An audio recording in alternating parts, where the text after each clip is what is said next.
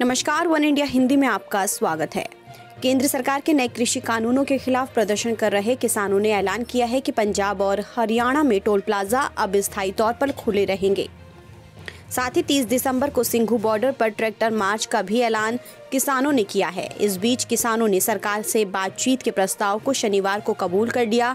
किसान संगठनों ने सरकार को 29 दिसंबर यानी कि मंगलवार को सुबह 11 बजे बैठक का प्रस्ताव दिया है। किसानों की मांग है कि सरकार के साथ होने वाली बैठक में तीनों कृषि कानूनों को रद्द करने और न्यूनतम समर्थन मूल्य को कानूनी दर्जा देने पर बात की जाए।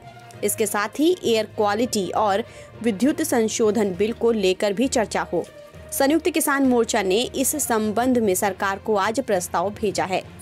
संयुक्त किसान मोर्चा ने प्रस्ताव में कहा कि सरकार किसानों की सुविधा के साथ और किसानों के जरिए चुने मुद्दों पर बातचीत करने को तैयार है, इसलिए सभी संगठनों से बातचीत कर प्रस्ताव रख रहे हैं।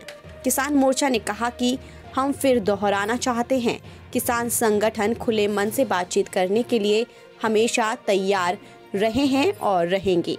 बैठक के बाद संयुक्त किसान मोर्चा ने प्रेस कॉन्फ्रेंस की। स्वराज इंडिया के संस्थापक योगेंद्र यादव ने कहा कि आजकल लेटर डिप्लोमेसी चल रही है, हमें वक्त लगता है क्योंकि हम सब प्रजातांत्रिक तरीके से करते हैं।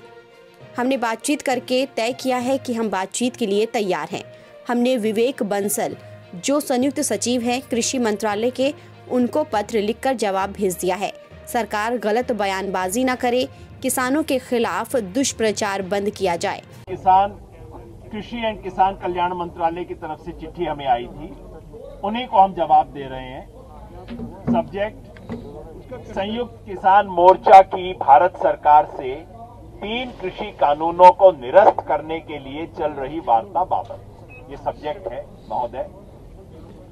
यह आपके 20 दिसंबर 2020 के उस पत्र के जवाब में है जो क्रांतिकारी किसान यूनियन पंजाब के श्री दर्शन पाल जी को संबोधित है, जिसमें सरकार के साथ बातचीत में शामिल रहे 39 अन्य साथियों को भी कॉपी किया गया है। ये चिट्ठी उन्होंने भेजी थी। पॉइंट 1, हमें अफसोस है कि इस पत्र में आपने पूछा है कि हमारा पिछला पत्र केवल एक व्यक्ति का मत है या कि सभी संगठनों का यही विचार है।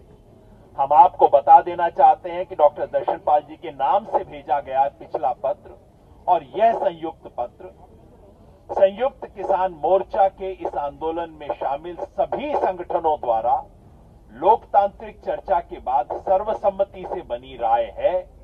इसके बारे में सवाल उठाना सरकार का काम नहीं है। पॉइंट 2, हमें बहुत दुख के साथ यह भी कहना पड़ रहा है कि भारत सरकार के अन्य कई प्रयासों की तरह आपका यह पत्र भी किसान आंदोलन को नित नए तरीके से बदनाम करने का प्रयास है।